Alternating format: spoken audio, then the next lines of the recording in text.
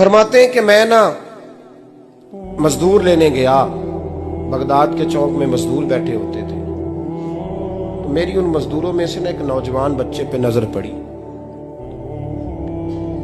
बड़ा कमजोर सा वजूद था, लेकिन चेहरे पर इबादत का निशान था। माथा बताता था कि नमाज का बड़ा ख्याल रखता है। मैं उसके करीब गया। चेहरे भी बड़ा कुछ बताते हैं ना, चेहरों में भी बड़ी रानाई होती है। फरमाते मैं करीब गया, मैंने उसको कहा बेटे मजदूरी करोगे? तो कहने लगा मजदूरों में बैठा हूं तो हुजूर मजदूरी के लिए ही तो बैठा हूं। तो मैंने कहा कि चलो फिर। कहने लगा नहीं मेरी कुछ शर्तें। मैंने कहा बताओ? कहने लगा पहली शर्त यह है कि लोग 4 दिनार दिहाड़ी लेते हैं, मैं 3 दिनार लूंगा। मैंने कहा यार भाई तो बड़ी बेहतरीन है, बाकी भी इस तरह की रख ले। उसने कहा हुजूर दूसरी शर्त यह है कि मैं आपकी मुकम्मल बात मानूंगा, लेकिन जब अजान हो जाएगी फिर आपकी नहीं सुनूंगा। तीसरी बात उसने ये की कि हुजूर मैं आपके घर में काम करूंगा पर आपके किसी सवाल का जवाब नहीं दूंगा। कहते मैंने कहा यार तू बड़ा अजीब है, शर्तें तो मालिकों की होती हैं। कहने लगा जी बहरहाल मैं शर्तें लगा के जाता हूं। फरमाते मैं उसे घर ले आया, काम मैंने उसको बताया, तो जो काम मजदूर सारे दिन में करता है ना उसने 2 घंटे में ही कर दिया। हमारे मजदूर सिगरेट पीने में भी तो आधा घंटा लगाते हैं, वो चाय पीने जाए तो पौना घंटा। वहां उनको भी तो दयानतदारी करनी चाहिए कि नहीं करनी चाहिए? ने मुआहदा किया है ना जी, तो पूरा उतरना चाहिए ना। कहते 2 घंटे में। अब काम जब बंदा शुरू कराता है तो काम और निकल आता है। कहते काम मैंने उसको और बता दिया, वो करने लगा। उसने मिट्टी निकाल के रखी थी बाहर रास्ते में, तो अजान हो गई जोर की। उसने वहीं कुदाल छोड़ी कही और चलने लगा। तो मेरा बेटा कहने लगा इसको जरा बराबर कर दो। कहने लगे चुप कर जा, तेरे बाप से बात हुई थी, जब अजान होती है तो मैं किसी और की नहीं सुनता, सिर्फ अल्लाह रसूल की सुनता हूँ। कहते हो मस्जिद चला गया, नमाज पढ़ के आया तो दोपहर का वक्त था। मेरी बीबी कहने लगी इसको को खाना खा ले। कहते हमने कहा खाना खा लो, तो कहने लगा मैंने रोजा रखा हुआ, रमजान भी नहीं था, नफली रोजा रखा हुआ। फरमाते हैं शाम हुई, मैंने 3 दिनार दिए, तो मैंने कहा तेरा नाम क्या है? कहने लगा मैंने आपसे कहा था मैं किसी सवाल का जवाब नहीं दूंगा। कहते वो चला गया। अगले दिन मैं फिर लेने गया उसे, काम कुछ और निकल आए, तो लोगों ने बताया वो सिर्फ हफ्ते वाले दिन आता है। मैंने कहा क्यों? कहने लगे जी वो कहता है मेरा हफ्ते का खर्चा 3 दिनार है, जब 3 दिनार कमा लेता हूं तो बाकी सारा टाइम अल्लाह रसूल की जिक्र में गुजार दिया करता हूं। फरमाते हैं जी अगले हफ्ते मैं फिर लेने गया, मैंने पूरा हफ्ता इंतजार किया कि काम उसी से कराना है। मैं जब गया तो मैंने कहा चलो। कहने लगा मेरी शर्तें याद है ना? और मैंने कहा याद है भाई साथ चल। फरमाते हैं काम कराया, 2-3 हफ्ते वो आता रहा।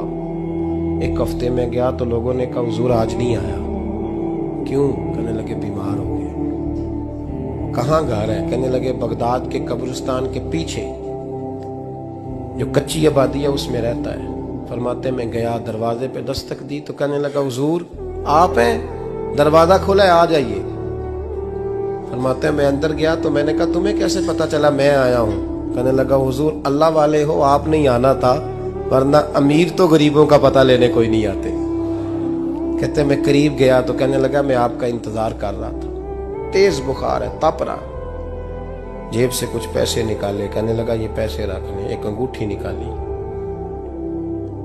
कहने लगा हुजूर आज रात को मेरा इंतकाल हो जाएगा, इन पैसों का कफन खरीद के सुबह जनाजा पढ़ के मुझे दफन कर देना, और जब दफन करो तो ये अंगूठी लेके असर के बाद हारून रशीद के पास जाना। आप उसे कहना मैंने मिलना है पर वो आपको टाइम नहीं देगा।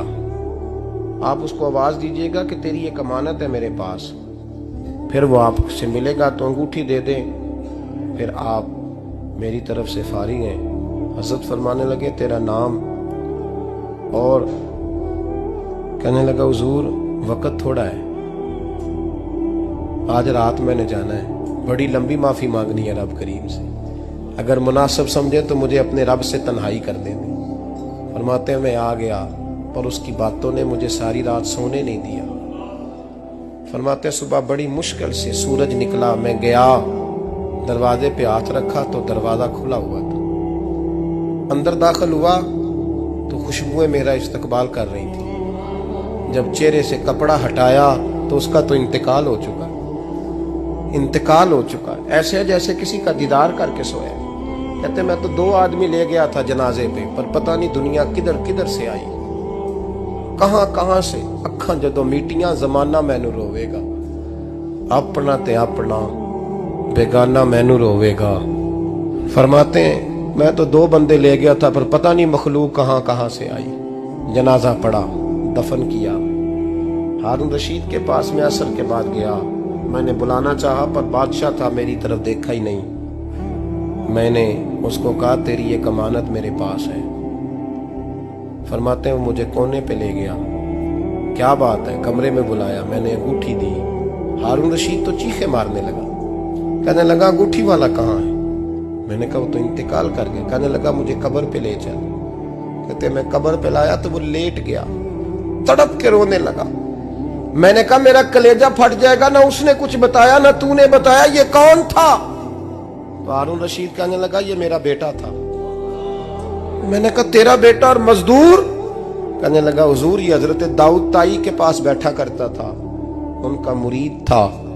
मुझे रोज कहता था अब्बा तूने बड़ी दुनिया इकट्ठी कर ली है, मरते वक्त तुझसे टांगे समेटी नहीं जाएंगी, इतना हिसाब नहीं तू दे सकेगा। मैं इसको समझा देता, इसकी अम्मा समझा देती। ये रोज हमें कहता छोड़ दो, आ जाओ अल्लाह रसूल की बारगाह में झुक जाएं। हम समझ। एक दिन ये चला गया, कहने लगा फिर तुम्हारा रास्ता और है और मेरा रास्ता और है। ये सोने की अंगूठी गलती से इसके पास रह गई, गलती से हीरे की अंगूठी चली गई। कहने लगा देखो मेरे बेटे ने आज वो भी वापस कर दी है। फिर तड़प के कहने लगा हारून रशीद था तो ये मेरा बेटा, पर मेरा मुर्शद निकला, मेरा पीर निकला। भाई जिंदगी तो बड़ी थोड़ी है ना। बाबा साहब ने कहा था उठ फरीदा सुत्या, और दाढ़ी आ गया ही पूर, अग्गा नेड़े आ गया, पिछा रह गया ही दूर। उठ फरीदा सुत्या खलकत वेखन जा, मते कोई मिल जाई बख्शिया ते तू ही बख्शिया जा। उठ फरीदा सुत्या झाड़ू दे मसीत, तू सुते रब जागदा तेरी डाडे नाल परीत।